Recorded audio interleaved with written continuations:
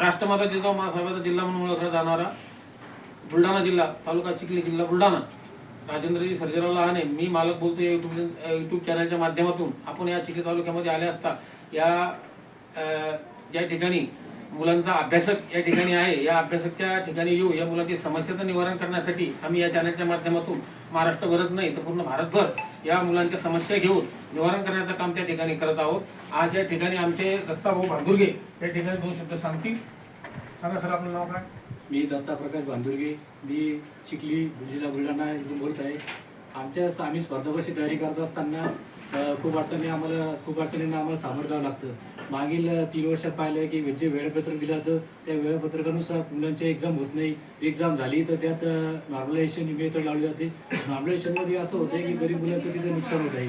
त्यामध्ये काही मुलांचे 20-30 मार्क वाढत आहेत, काही मुलांचे मार्क कमी होत आहेत. यामुळे काय होऊन राहिलं, कंपॅरिझन नाही करता येत. जे भूतपूर्व मुलं आहे, कष्टकरी मुलं आहे त्यांचे आणि खालच्या मुलांची कंपॅरिझन नाही करता येत आणि निकाल हा वेगळाच लागून जातो. त्यामुळे आमचं म्हणणं आहे की नॉर्मलायझेशन ही मेथड ही बंद व्हावी आणि जी परीक्षा आहे ही कमी कालावधीत झाली पाहिजे. ठीक आहे, आपल्या या ठिकाणी या समस्येचं निवारण आपण नक्कीच करू. पण माननीय सन्माननीय मुख्यमंत्री साहेब देवेंद्रजी फडणवीस यांना आपण असे आवाहन करतो की या मुलांचे कुठेतरी शैक्षणिक नुकसान होऊ नये आणि ज्या वेळापत्रक आहे ते वेळापत्रक वेळेवर या मुलांना पोहोचलं पाहिजे. कारण काय होतं की ज्या ठिकाणी एखाद्या हॉल तिकीट त्या ठिकाणी येतं ते हॉल तिकीट दुसऱ्याच पट्ट्यावर येतं आणि त्या मुलांचं त्या ठिकाणी नुकसान होते. अशा माध्यमातून आमच्या ठिकाणी आज आलेले आकाश सर कोणी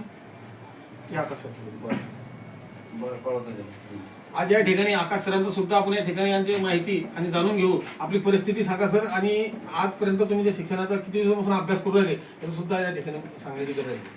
नमस्कार, माझं नाव आकाश राजपूत, मी राहणार चिखली, जिल्हा बुलढाणा. तर या स्पर्धा परीक्षेमध्ये बरेच वर्ष गेल्यानंतर असा एक अनुभव आलेला आहे की आपण तयारी करतो एखाद्या वर्षासाठी, 2 वर्षासाठी, पण ते वाढत केव्हा 5 वर्ष होऊन जातात हे कळत नाही. आता याला कुठेतरी आपला अभ्यास आणि सरकारची झालेली